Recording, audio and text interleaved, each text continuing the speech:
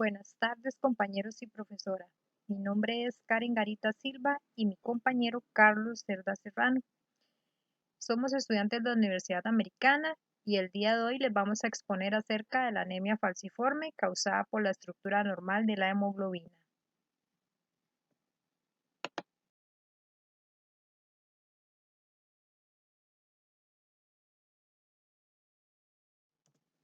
Objetivo general: enunciar características de la anemia de las células falciformes que nos facilite la comprensión del origen, causas, síntomas, así como el tratamiento de la misma. Objetivos específicos. Número 1. Definir los glóbulos rojos, su función y proceso celular. Número 2. Comprender la anemia de las células falciformes desde su origen, así como sus síntomas y complicaciones. Número 3. Precisar los tratamientos de esta enfermedad y, si es posible, su prevención temprana.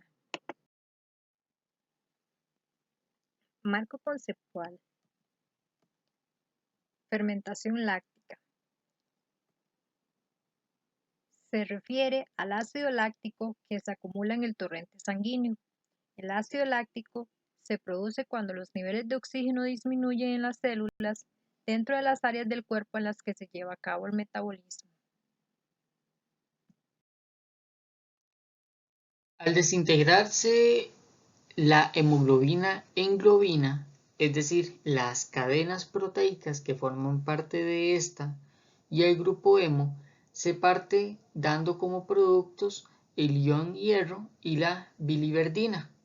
Estos dos productos al unirse forman la bilirrubina, la cual es un pigmento biliar de color amarillo anaranjado que es transportado por medio del torrente sanguíneo hasta el hígado, donde se almacena en la vesícula biliar, donde es excretada por medio del duodeno.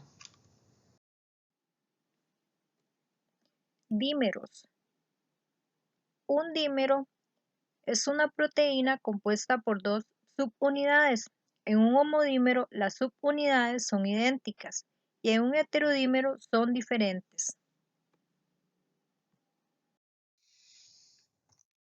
La hemoglobina es una proteína tetrámera que está formada por 4 cadenas polipeptídicas, es decir, por la globina, que recordemos que anteriormente mencioné en la diapositiva un poquito sobre la hemoglobina, ya que está formada por 2 cadenas alfa y 2 cadenas beta, en donde cada una de ellas está conformada por aminoácidos, que más adelante podremos ver con más detalle. Las estructuras primarias son diferentes, a cada una de las cuales se les une un grupo hemo cuyo átomo de hierro es capaz de unir de forma reversible una molécula de dioxígeno, es decir, hemoglobina oxigenada.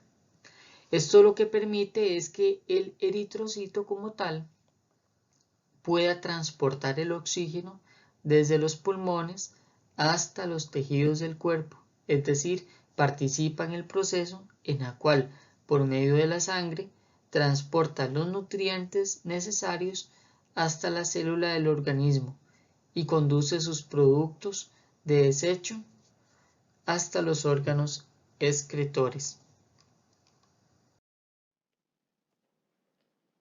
Icteria. Coloración amarillenta de la piel y mucosas debido a un aumento de la bilirrubina.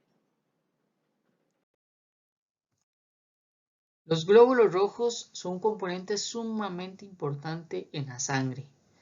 Gracias a este componente, nosotros podemos contar con la función, por decirlo así, de transportar el oxígeno a los tejidos corporales e incluso tener o contar con el intercambio por dióxido de carbono, el cual es transportado y eliminado por los pulmones. Es un tipo de glóbulo sanguíneo que se produce en la médula ósea, siendo la más numerosa en la sangre, que he ahí su importancia en nuestro organismo, ¿verdad? Tiene forma de disco aplanado con una ligera depresión en el centro y además de que son muy flexibles. Esto lo que hace es que les permite que puedan transportarse sin problema alguno por los vasos sanguíneos, es decir, por los capilares. Una de las características importantes de los eritrocitos, que así también se les llama, es que carecen de núcleo y de mitocondrias, por lo que deben obtener su energía metabólica a través de la fermentación láctica, que fue lo que mencionamos al principio, ¿verdad?, de la diapositiva, que se produce en el torrente sanguíneo por la disminución del oxígeno en las células.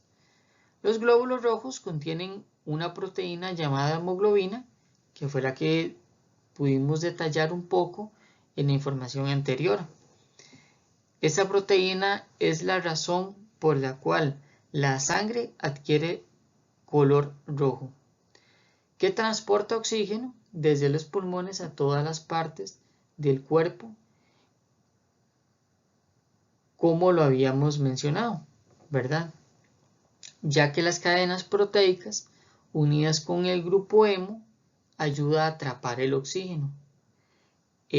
Cuando la célula o el eritrocito está unido por el oxígeno, se le llama oxihemoglobina.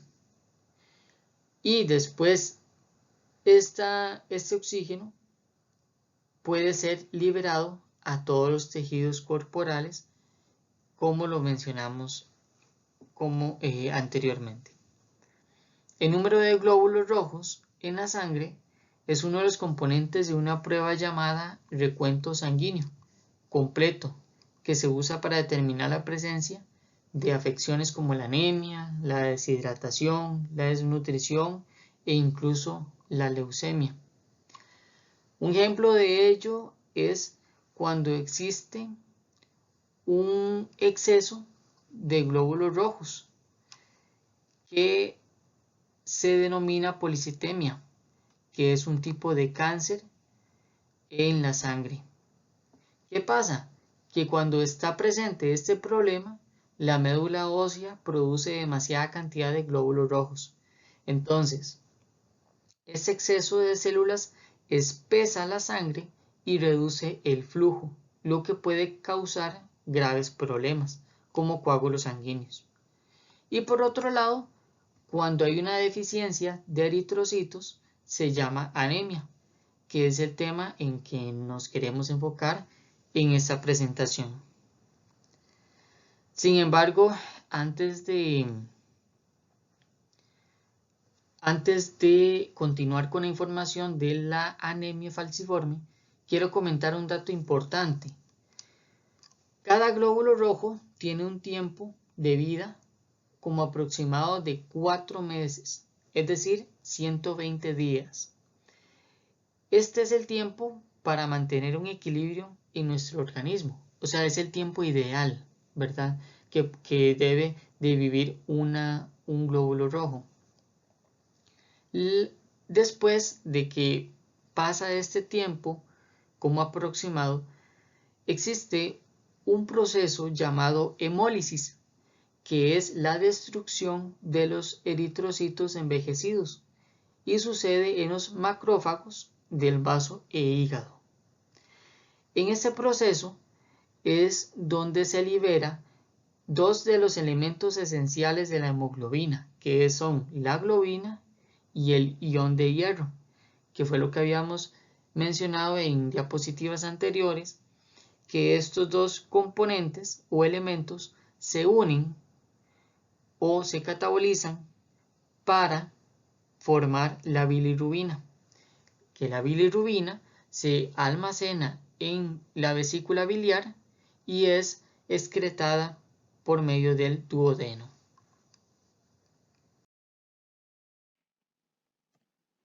Anemia de las células falciformes.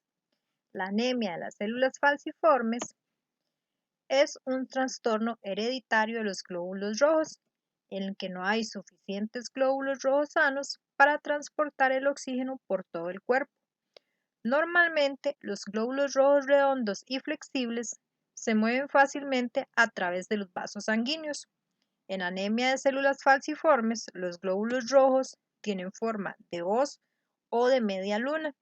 Estas células rígidas y pegajosas pueden quedar atascadas en los vasos sanguíneos pequeños, lo cual puede aminorar o bloquear el flujo sanguíneo y oxígeno a distintas partes del cuerpo. La hemoglobina en células falciformes está presente desde el nacimiento, aunque la mayoría de recién nacidos no muestran algún tipo de problema hasta un promedio de 5 a 6 meses de edad. Varía de una persona a otra y cambian con el tiempo. Algunos de los síntomas que se encuentra en este trastorno es la anemia, ya que no existe suficiente hierro en el cuerpo para producir la hemoglobina, en el caso de la médula ósea, y la hemoglobina ya existente sufre de hemólisis, que es la destrucción de esta proteína, produciendo elementos que al unirse crean la bilirrubina.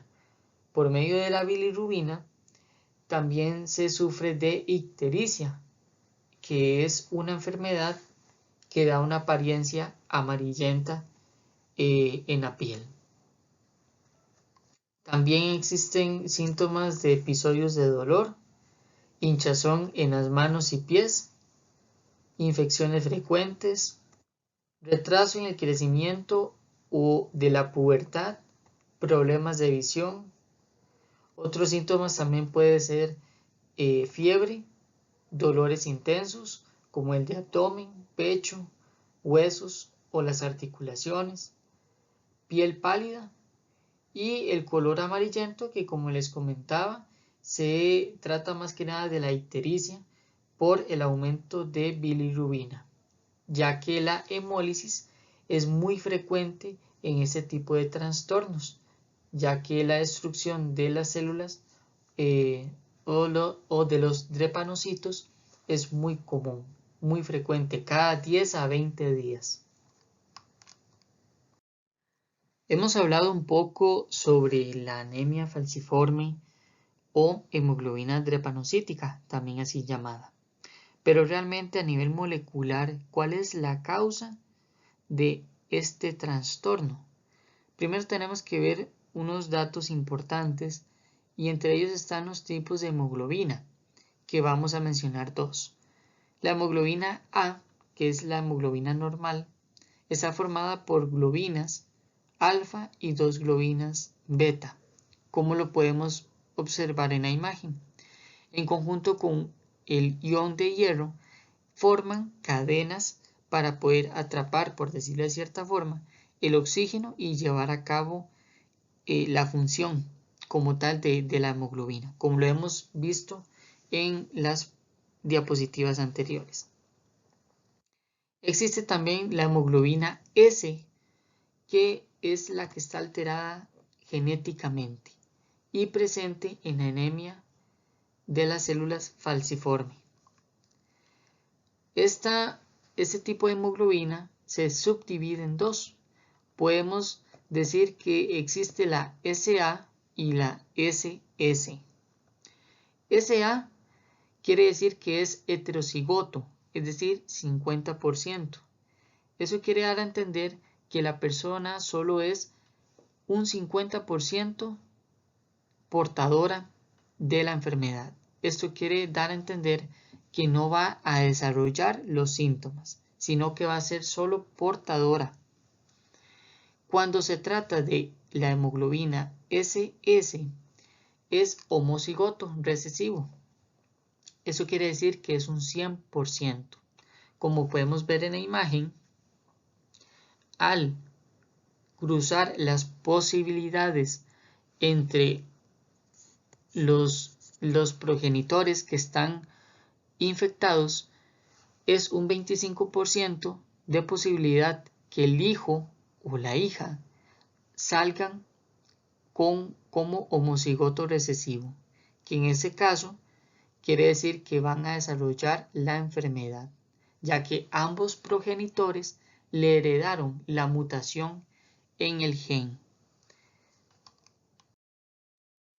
Esta enfermedad genética autosómica recesiva, es decir, homocigoto recesivo, en donde la persona desarrolla la enfermedad al 100%, es el resultado de la sustitución de timina por adenina en el gen de la globina beta, como podemos observar en la imagen, que son las bases nitrogenadas, ubicado en el cromosoma 11, lo que conduce a una mutación en el ácido glutámico por valina en la posición 6 de la cadena polipeptídica de globina beta, que estos dos compuestos son los que se encuentran presentes en los aminoácidos de la globina. Uno de los componentes de la hemoglobina adulta, que es la hemoglobina A, de tal manera que disminuye la unión de oxígeno y el eritrocito se atrofia, ya que la valina provoca que las moléculas de hemoglobina se peguen entre sí formando fibras largas. ¿Por qué la valina provoca estas fibras largas? Bueno, porque es hidrófoba. Eso quiere decir que es como que repela todo lo que es el agua. Y esto ayuda a que se vayan a crear ese tipo de fibras largas, en la cual se le conoce como polimerización a este fenómeno, distorsionando la forma y se crea el trepanocito. El ácido glutámico tiene carga negativa y la valina, como lo mencioné, es hidrófoba.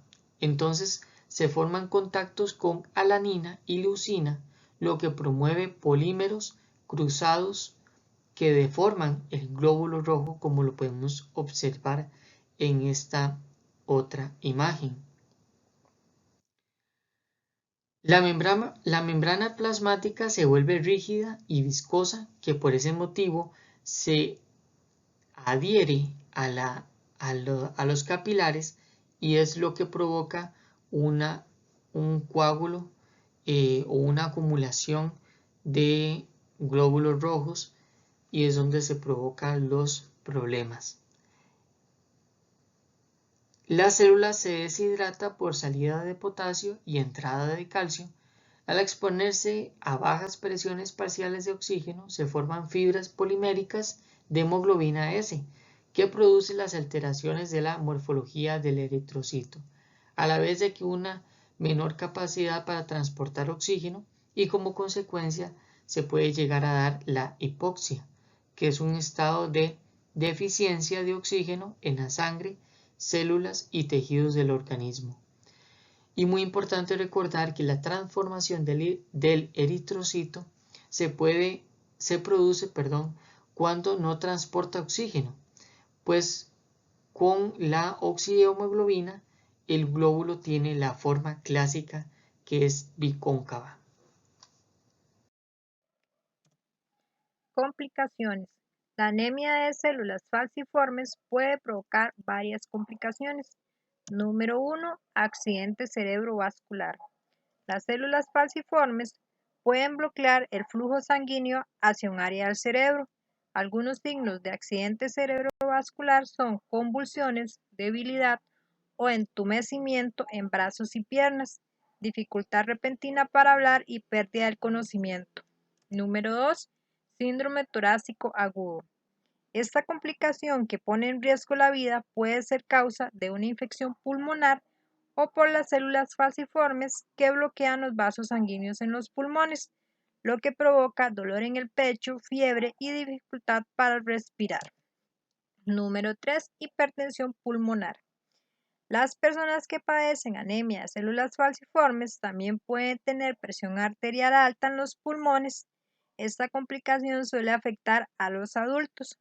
La dificultad para respirar y la fatiga son síntomas comunes de esta afección que puede ser mortal. Número 4. Daño de los órganos. Las células falciformes que bloquean el flujo sanguíneo a los órganos privan a los órganos afectados de sangre y oxígeno. En la anemia de células falciformes, la sangre también tiene poco oxígeno de manera crónica. Esta falta de sangre rica en oxígeno puede dañar a los nervios y los órganos incluidos los riñones, el hígado y el vaso, lo que puede ser fatal. Número 5. Ceguera. Las células falciformes pueden bloquear los pequeños vasos sanguíneos que abastecen a los ojos. Con el tiempo, esto puede dañar el ojo y provocar ceguera. Número 6. Úlceras en las piernas. La anemia de células falciformes puede causar llagas abiertas en las piernas. Número 7. Cálculos biliares. La descomposición de los glóbulos rojos produce una sustancia llamada bilirrubina. Un nivel elevado de bilirrubina en el cuerpo puede ocasionar cálculos biliares. Número 8. Priapismo. En esta afección, los hombres con anemia de células falciformes pueden tener erecciones dolorosas y duraderas. Las células falciformes pueden bloquear los vasos sanguíneos del pene, lo que puede ocasionar impotencia con el tiempo. Número 9. Complicaciones en el embarazo. La anemia de las células falciformes puede aumentar el riesgo de presión arterial alta y de coágulos sanguíneos durante el embarazo. También puede aumentar el riesgo de aborto espontáneo, de nacimiento prematuro y de tener bebés de bajo peso al nacer.